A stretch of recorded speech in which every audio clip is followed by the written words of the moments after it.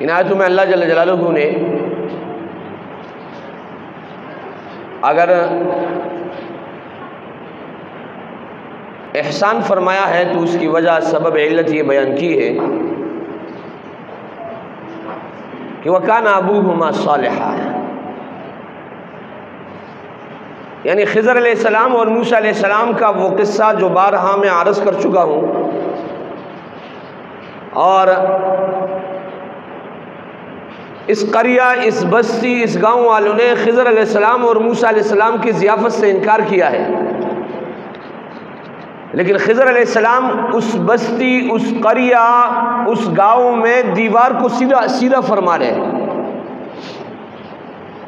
موسیٰ علیہ السلام نے اعتراض فرمایا، آپ ایسے لوگوں کی بستی اور قریہ اور گاؤں میں دیوار کو سیدھا فرما رہے ہیں جو لوگ ہماری ضیافت سے انکار کر رہے ہیں، جو ہمارے مہمان نوازی سے انکار کر رہے ہیں۔ تو آگے انہوں نے جو علت بیان کی ہے اس میں کیا ہے؟ وَكَانَ أَبُوهُمَا صَالِحًا۔ جب موسیٰ علیہ السلام اور خضر علیہ السلام کی جدائی ہوئی، موسیٰ علیہ السلام کو اپنے مدرسے سے نکالا اور کہا هَذَا فِرَاقُ بَيْنِي وَبَيْنِكَ، یہ میرے اور آپ کے درمیان میں جدائی ہے، لیکن جو باتیں میرے اور آپ کے سفر میں پیش آئی ہے ان کی تعویل آپ کو بتا دیتا ہوں۔ میں نے قریہ اور بستی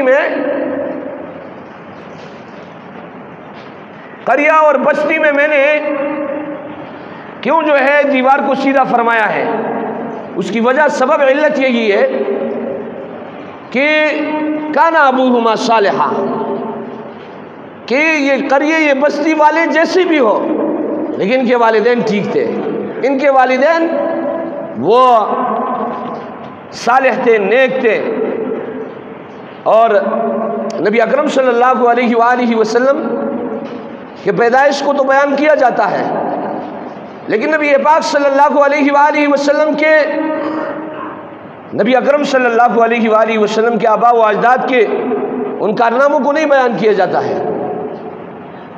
حضرت عبداللہ جو نبی پاک صلی اللہ علیہ وآلہ وسلم کے والد ہیں، ان کے بارے میں لکھا ہے کہ ایک راہبہ تھی اور راہبہ نے انہیں دعوت دی، بلایا کہ آؤ میرے طرف، آپ کو جتنا مال چاہیے، جتنے پیسے چاہیے، جتنے آپ ڈیمانڈ کریں گے وہ سب کچھ عطا کروں گا، لیکن میرے ساتھ جو ہے شادی کر لیں۔ عبداللہ نے اس وقت انکار کیا، اور نبی اکرم صلی اللہ علیہ وآلہ وسلم کے والد محترم مدینہ کی طرف جا رہے تھے اپنے والد کے ساتھ، اس غرض سے کہ نبی اکرم صلی اللہ علیہ وآلہ وسلم کا ننیال وہاں تھا، ان کے ہاتھ دستور اور قانون یہ تھا کہ لڑکے والے لڑکی والے کے پاس جایا کرتے تھے اور پھر چند دن وہاں گزارا کرتے تھے نکاح کے بعد۔ لیکن جب نبی پاک صلی اللہ علیہ وآلہ وسلم کے والد جا رہے تھے، اس راہبہ نے دعوت دی ہے کہ آپ جس چیز کا ڈیمانڈ کریں۔ نبی اکرم صلی اللہ علیہ وآلہ وسلم فرمایا کرتے ہمارے آباء و اجداد میں کوئی ایسا شخص آپ کو نہیں ملے گا، نعوذ باللہ۔ تو عرض یہ کر رہا ہوں کہ وَكَانَ أَبُوهُمَا صَالِحًا، اگر بیٹا نیک ہو تو والدین اس کے نیک ہوتے ہیں، وَكَانَ أَبُوهُمَا صَالِحًا، اور نیک ان کے ساتھ احسان اس وجہ سے کیا جا رہا ہے کہ ان کے والدین نیک ہیں۔ آج ہم کہتے ہیں ہمارا بیٹا نیک ہو جائے، ہماری اولاد ٹھیک ہو جائے، لیکن ہم نے کرنا کچھ نہیں ہے، ہم نے خود کچھ نہیں کرنا ہے، ہم نے منکرات سے نہیں بچنا ہے، ہم نے اپنے اولاد کو حرام کھلانا ہے، ہم نے اپنے اولاد کے ساتھ وہ رویہ رکھنا ہے کہ صرف اولاد نے ٹھیک ہونا ہے، میں نے ٹھیک نہیں ہونا ہے۔ تو عرض یہ کر رہا تھا کہ یہ راہبہ جو سیرت میں اس نے نبی اکرم صلی اللہ علیہ وآلہ وسلم کے والد کو زنا کی دعوت دی ہے، اور پھر جب نبی پاک صلی اللہ علیہ وآلہ وسلم کے والد مدینہ منورہ سے ہو کر واپس آئی، یہ راہبہ جب انہوں نے نبی اکرم صلی اللہ علیہ وآلہ وسلم کے والد محترم کو دیکھا، کہا پہلے اتنی ڈیمانڈیں میں نے کی، لیکن اب آپ میرے پاس آؤ گے تب بھی میں آپ کو جو ہے اپنے قریب نہیں لاؤں گا۔ وجہ کیا تھی؟ کہا جس مقصد کے لیے میں آپ کو بلا رہی تھی، آپ کے ماتھے میں وہ روشنی تھی، لیکن اب آپ سے وہ منتقل ہو چکی ہے۔ اس وقت کے راہب اور راہبہ یہ جانتے تھے کہ اس زمانے میں ایک نبی نے آنے والا ہے، اور وہ سارے کے ساری چیزیں نبی پاک صلی اللہ علیہ وآلہ وسلم جب پیدا ہوئے اس وقت جو ہے فارس کے آتش گدہ میں 1000 سال تک آگ روشن ہوئی تھی، وہ بجھ گئی، اور قیصر و کسریٰ کے دربار سے محلات سے کنکریاں گری، یہ سارے علامات، یہ ساری نشانیاں ظاہر ہو چکی تھی۔ نبی اکرم صلی اللہ علیہ وآلہ وسلم کے فرماتے ہیں کہ اللہ رب العزت نے مجھے چنا، اور پھر قبائل میں سے قریش کو چنا، اور پھر قریش میں سے بنو ہاشم کو چنا، اور بنو ہاشم میں سے پھر مجھ کو چنا نبوت کے لیے اللہ رب العزت نے۔ تو نبی اکرم صلی اللہ علیہ وآلہ وسلم کے متعلق بھی سیرت میں یہ آتا ہے کہ نبی اکرم صلی اللہ علیہ وآلہ وسلم کے آبا و اجداد وہ نیک صالح اور متقی اور پرہیزگار تھے کہ ان کے بارے میں قسم کھایا جا سکتے، اور نبی اکرم صلی اللہ علیہ وآلہ وسلم نے ان کے متعلق گواہی دی ہے۔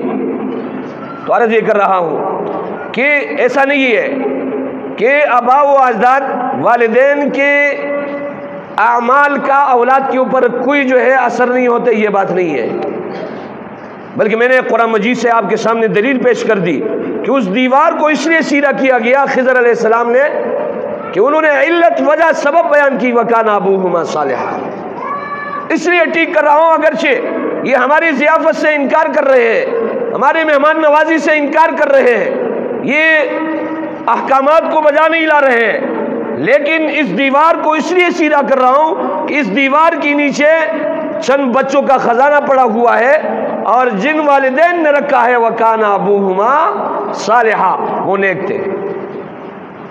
تو عرض یہ کر رہا ہوں اولاد کے تربیت میں والدین کے اعمال کا بڑا عمل دخل ہے۔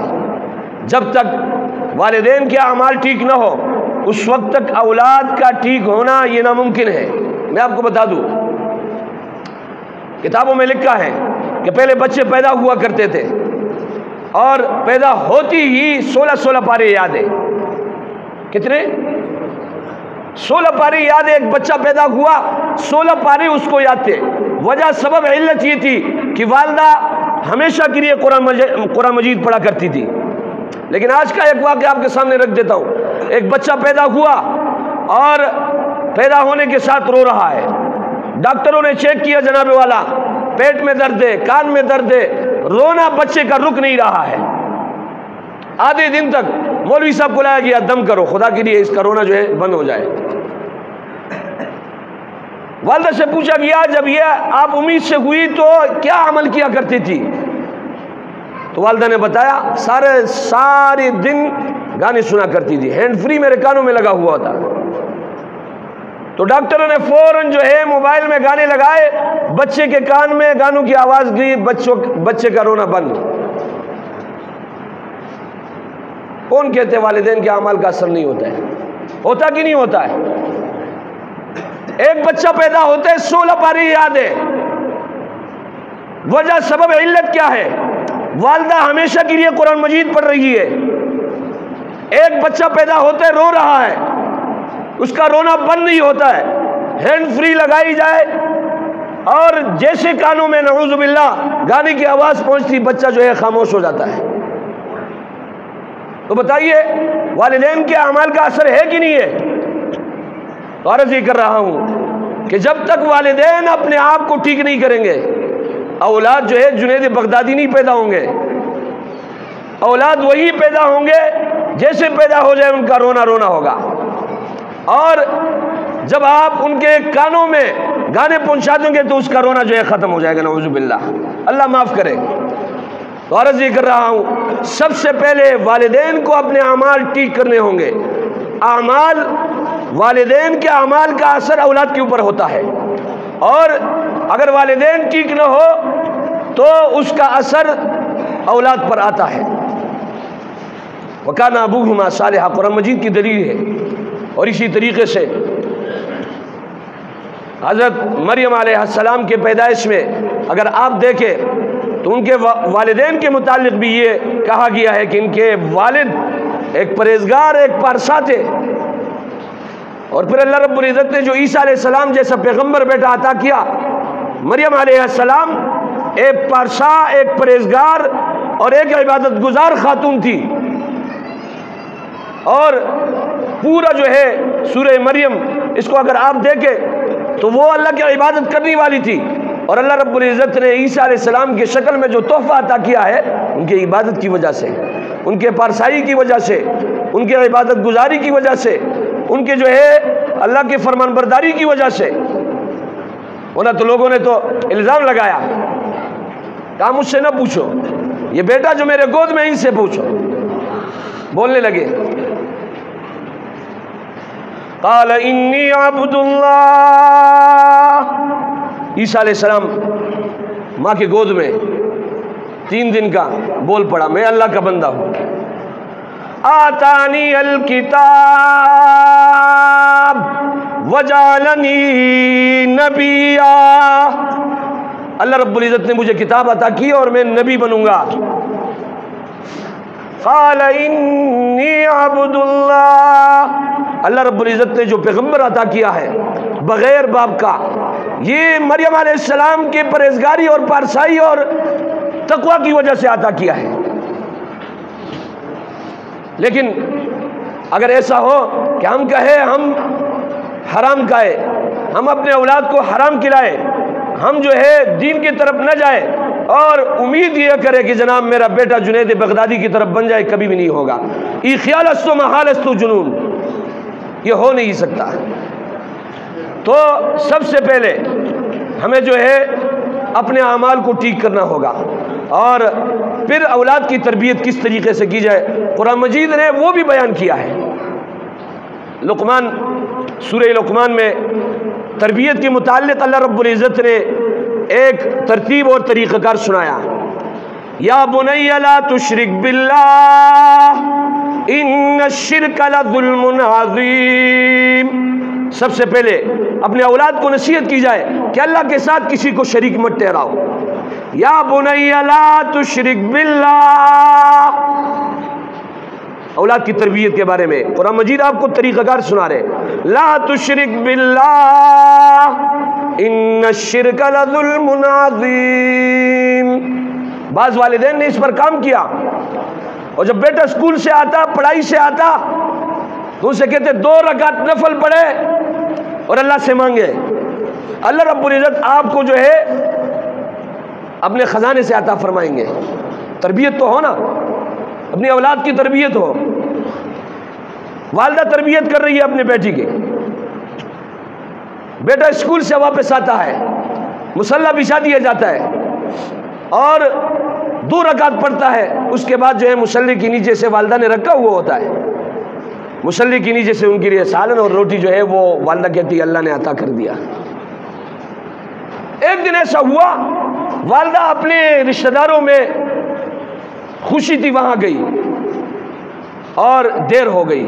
والدہ کو فکر ہے میرا بیٹا آ گیا ہوگا، جو 2 سال سے میں ذہن بنا رہا ہوں کہیں اس میں خرابی نہ آ جائے۔ والدہ دیر سے پہنچی، بیٹے نے مصلی اٹھایا ہوا تھا، اس دن جو کانا آیا وہ سارے کانوں سے بہتر تھا۔ والدہ نے تربیت کی ہے۔ والدہ پہنچی، کہا بیٹا کیا ہوا؟ کہا میں نے 2 رکعت پڑھے، اللہ رب العزت نے مصلی کے نیچے سے کانا عطا کیا۔ یا بنی لا تشرک باللہ، یہ اولاد کی تربیت ہے۔